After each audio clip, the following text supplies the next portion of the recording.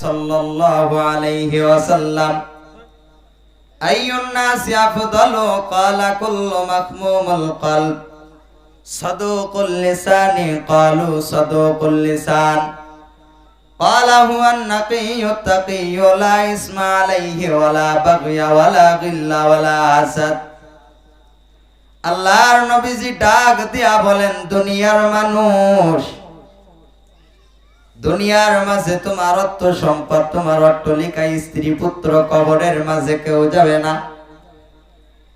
কবরের মাঝে একটা জিনিস যাবে, সেটার নাম হলো আমল। আমল সে জিন্দেগি হ্যায় বনতি জান্নাত ভি ওয়া জাহান্নাম ভি।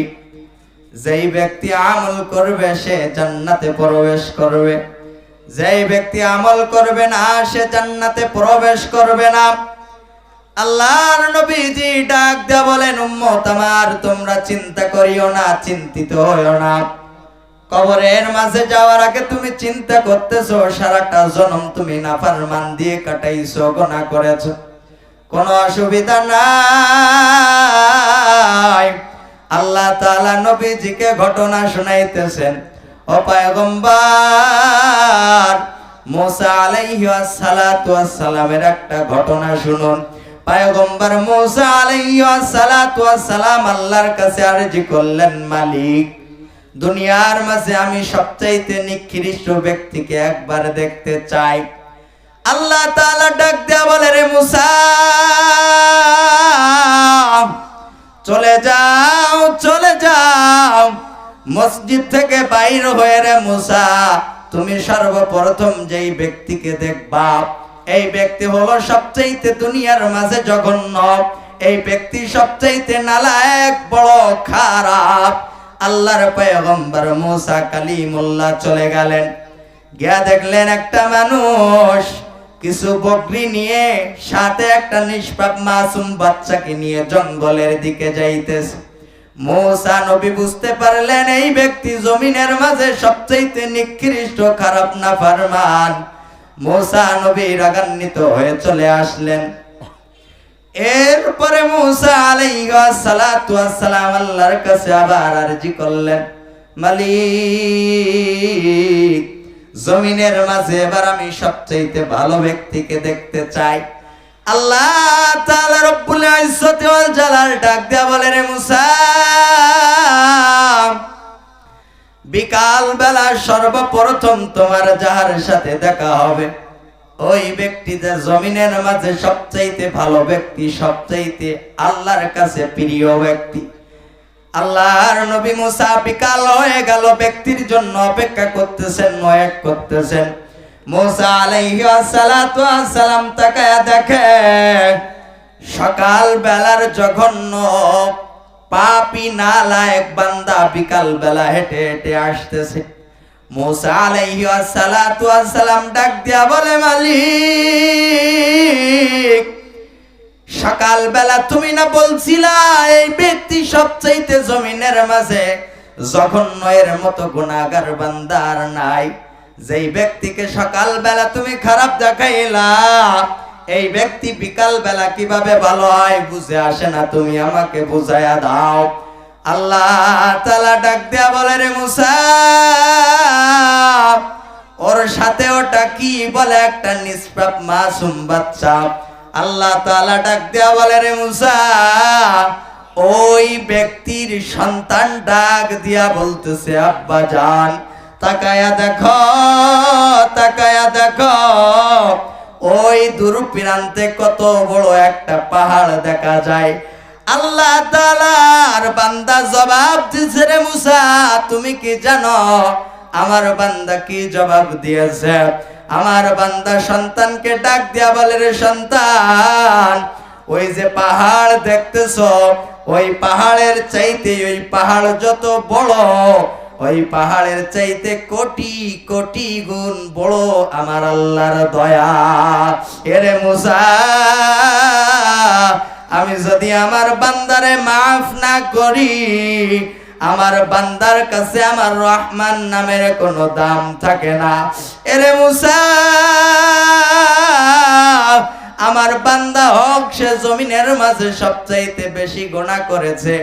লা তাকনাতু মির রাহমাতিল্লাহ, ইন্নাল্লাহা ইয়াগফিরুয যুনুবা জামিআ, ইন্নাহু হুয়াল গফুরুর রহিম। এরে মুসা, জমিনের মাঝে আমার কোন বান্দা যদি হাজার হাজার বছর নাফরমানি করলো, হাজার হাজার বছর আমি মালিকের সাথে গাদ্দারি করলো, দুশমনি করলো, কিন্তু তার শেষ মুহূর্তে সে যদি পরিবর্তন হয়ে খাস তওবা করে, তাওবাতান নাসুহা, আমি আল্লাহ তাআলা আমার বান্দার হাজার বছরের গুনাহগাতা maaf করে আমি আমার বান্দাকে নিষ্পাপ মাসুম বাচ্চা বানায়া দেয়। আল্লাহ তাআলা ডাক দিয়া বলেন, যেই ব্যক্তি আমার নবীকে ভালোবাসলো সে বিনা হিসাবে জান্নাতে চলে গেল। কেমন ভালোবাসছিলেন? সাহাবায়ে আজমাইনরা ডাক দিয়া বলে, ইয়া রাসূলুল্লাহ, ইয়া হাবিবাল্লাহ, যেই জান্নাতে আপনি নাই আমরা কোন সাহাবায়ে আজমাইন সেই জান্নাতে থাকতে চাই না। কেমন ভালোবাসছিলেন? দয়ার নবীজির কাছে একটা মহিলা আসছেন, ইয়া রাসূলুল্লাহ, ইয়া হাবিবাল্লাহ, হুজুর, হুজুর, আপনি যদি অনুমতি দেন তাহলে আমি আপনাকে একটা মেম্বার বানায়া দেই। নবীজি অনুমতি দিলেন, মহিলা একটা মেম্বার বানায়া দিলেন। পরবর্তী জুমায় দয়ার নবীজি মেম্বারে বসিয়া খুতবা দিতেছেন। খুতবাকালীন সময় একটা যেন ভেউ ভেউ করে কান্নার আওয়াজ আসতেছেন। সাহাবায়ে আজমাইন লক্ষ্য করে দেখেন কোন সাহাবায়ে আজমাইন কান্না করে না। কান্না আসে কোথা থেকে? দয়ার নবীজি তাকায়া দেখে, দয়ার নবীজি একটা খেজুরের ডালের গায়ে হালাম দিয়া নবীজি খুতবা মোবারক দিতেন। ওই খেজুরের ডাল উস্তনে হান্নানা হাও মাও করে কাঁদতেছেন। দয়ার নবীজি ডাক দেয়া বলে, রে উস্তনে হান্নানা, তুমি কেন কান্না করো? উস্তনে হান্নানা কোনো জবাব দেন না। এরপরে নবীজি আমার আবার প্রশ্ন করলেন, রে উস্তনে হান্নানা, কেন কান্না করো? কোনো জবাব দেন না।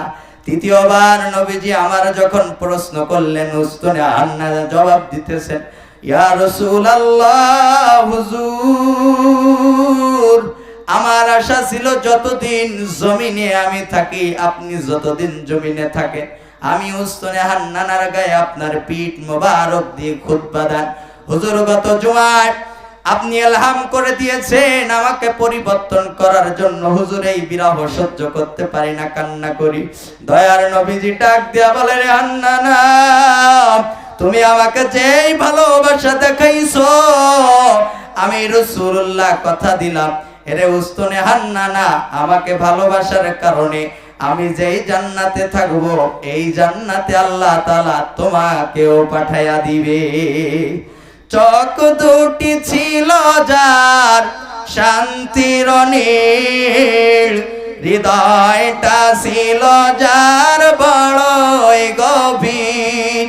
চোখ দুটি ছিল যার শান্তির নীল, হৃদয়টা ছিল যার বড়ই গভীর।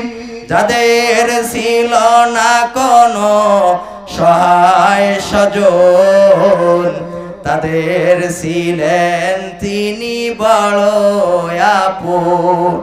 যাদের ছিল না কোনো সহায় স্বজন, তাদের ছিলেন তিনি বড় আপন। বলি মারহাবা।